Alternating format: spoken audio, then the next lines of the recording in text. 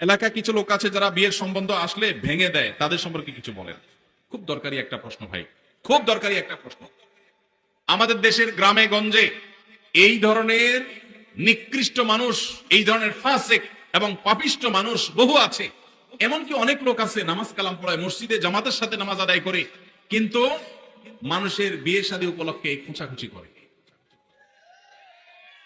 কোন এলাকাতে একটা মেয়ের খবর নেওয়ার জন্য আরেক এলাকা থেকে মানুষ আসছে, এলাকাতে আপনাকে পাইছে একটা পুকুরের ঘাটে উজু করতেছেন, দেখছে যে মসজিদের পুকুরের ঘাট উজু করতেছে, বেচারা নামাজি মানুষই হবে। জিজ্ঞাসা করছেন, ভাই সালাম আলাইকুম, আপনাদের এলাকা অমুক মেয়েটার সম্পর্কে কিছু জানেন কিনা?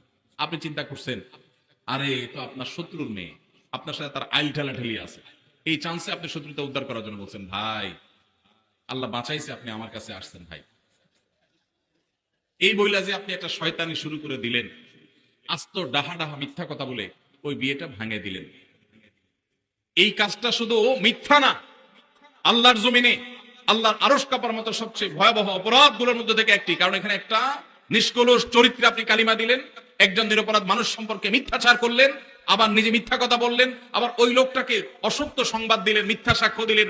অনেকগুলো কবিরা গুনার সমাহার এখানে আছে। একটা কবিরা গুনাহ নয়, অনেকগুলো কবিরা গুনাহ একযোগে হচ্ছে, আপনি টেরও পাচ্ছেন না। জাহান্নামে যাওয়ার জন্য বেশি কিছু দরকার হবে না। আবার দেখা যায় নিজের পক্ষের লোক সম্পর্কে যদি জিজ্ঞাসা করে, ভাই অমুক ছেলেটা সম্পর্কে কি জানেন? ছেলেটা আপনার বোনের ছেলে, ভাইগনা, আপনার কাছেই আসছে। আপনি চিন্তা করলেন, হায় হায়, আল্লাহ বাঁচাইছে যে আরেকজনের কাছে যায় নাই। ছেলের গুদুর আছে, বহু বদনাম আছে। আপনি বলতেছেন, ভাই আমাদের এই গ্রামে যদি একটা ফেরেশতার মতো ছেলে থাকে, এই ছেলে আছে ভাই, একের ছেলে একে। এই ক্ষেত্রেও আপনি ওই মেয়েওয়ালাদেরকে, মেয়ে পক্ষকে মিথ্যা তথ্য দিয়ে তাদেরকে ক্ষতিগ্রস্ত করলেন, বিভ্রান্ত করলেন, মিথ্যা সাক্ষ্য দিলেন। এক্ষেত্রেও আপনি অপরাধী। তাহলে কি করবেন? যতটুকু সত্য ততটুকু বলবেন। সত্য বলার মতো যদি বুকে বল না থাকে, যদি মনে হয় সত্য বললে আমি ভাই সরি, অন্য কেউ যারা চিনে জানে তাদেরকে জিজ্ঞাসা করেন, আপনি অ্যাভয়েড করে যান। কিন্তু বলতে যখন যাবেন তখন আপনাকে সত্য বলতে হবে। নবী সাল্লাল্লাহু আলাইহি সাল্লাম বারবার আমাদেরকে সতর্ক করেছেন। তিনি বলেছেন, যদি তোমাকে কিছু বলতে হয় ফালিয়াকুল খায়রা আও লিয়াসমুত, তাহলে ভালো সত্য যেটা সেটাই বলবে, আর না হলে চুপ থাকবে। কিন্তু বলতে গিয়ে মিথ্যা বলা যাবে।